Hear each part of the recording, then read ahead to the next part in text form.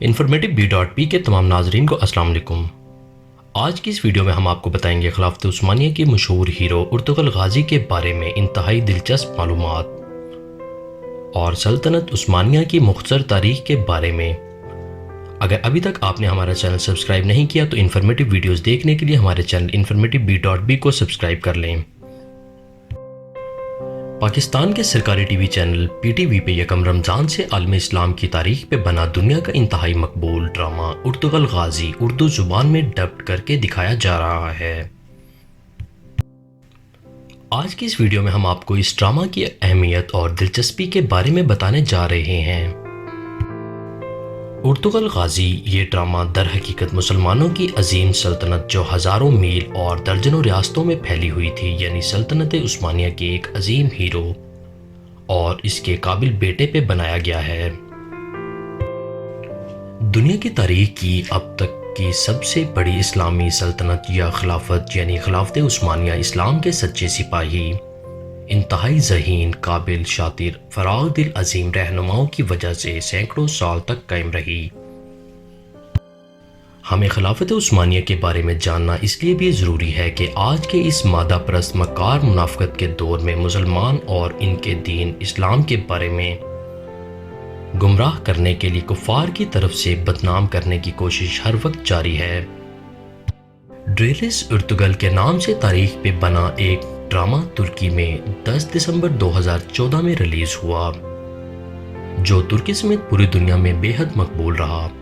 اب تک یہ ڈرامہ 30 سے زائد زبانوں میں ڈبڈ کر کے دنیا کے بہت سے ممالک میں دکھایا جا چکا ہے۔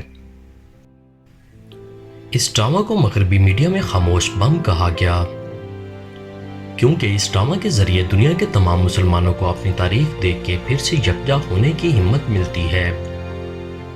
چنگیز خان نے جب کردستان پہ حملہ کیا تو کردستان کا ایک قبیلہ ترکی میں پناہ کے لیے جا بسا۔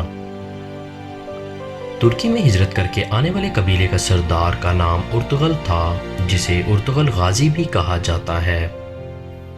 ترکی پہ اس وقت سلطان علاؤ الدین کی حکومت تھی اور سلطان کو ترکی میں رومیوں کے شدید حملوں کا سامنا تھا۔ ارطغرل نے سلطان علاؤ الدین کا ساتھ دیا اور بہت جلد رومیوں کو بھگانے میں مجبور کر دیا۔ سلطان علاؤ الدین نے ارطغرل اور اس کے قبیلے کو ایک علاقہ تحفے میں دیا اور ارطغرل کو وہاں کا حاکم بنا دیا۔ ارطغرل نے سلطان کا ہر مشکل میں ساتھ دیا اور ہر قسم کے دشمن اور بغاوت کو کچل دیا۔ ارطغرل کی صورت میں سلطان علاؤ الدین کو جنگجو اور بہت ہی قابل دوست مل گیا تھا۔ 1258 میں چنگیز خان کے پوتے ہلاکو خان نے بغداد پہ حملہ کر دیا اور مسلمانوں کے خون سے حقیقت میں ندیاں بہا دیں۔ ہلاکو خان اور اس کے لشکر نے بغداد میں انسانی کھوپڑیوں سے مینار تعمیر کروائے اور عورتوں کو ان کے بچوں سمیت قید کر لیا۔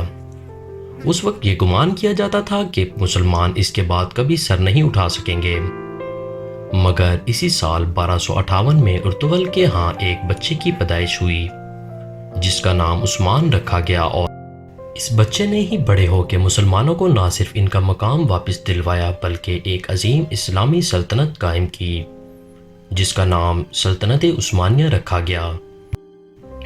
سلطنت عثمانیہ، جس کی مثال آج بھی تاریخ دانوں کی زبانی ایک عظیم سلطنت کی نام کی بتائی جاتی ہے،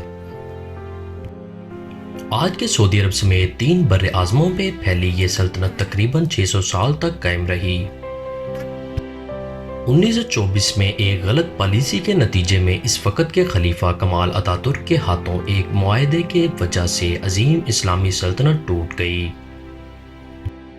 ارطغرل غازی کا قصہ اور تاریخ سلطنت عثمانیہ کے بارے میں مزید جاننے کے لیے یہ ڈرامہ لازمی دیکھیں۔